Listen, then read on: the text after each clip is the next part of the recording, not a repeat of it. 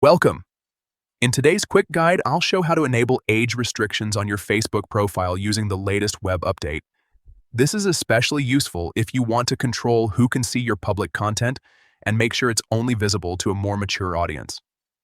Let's get started. First, open Facebook in your web browser on your PC and make sure you're logged into your account. Once you're on the home page, look at the top right corner of the screen.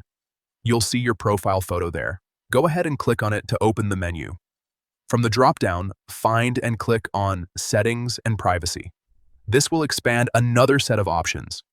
From there, select Settings to access your account's full configuration panel. Now on the left-hand side, scroll until you find Followers and Public Content. Click on it. This section controls who can follow you and how your public posts are viewed by others. Once you're inside, look for the Age Restrictions option. This is the setting that allows you to limit your content to a specific age group. Click on it and you'll see different choices available. Select people 24 and over. This ensures that only users who meet that age requirement can view your public posts and follow your profile. It's a great way to keep your content tailored to a more specific audience. After selecting the option, don't forget to click Save to apply the changes. Without saving, your new settings won't take effect. And that's it.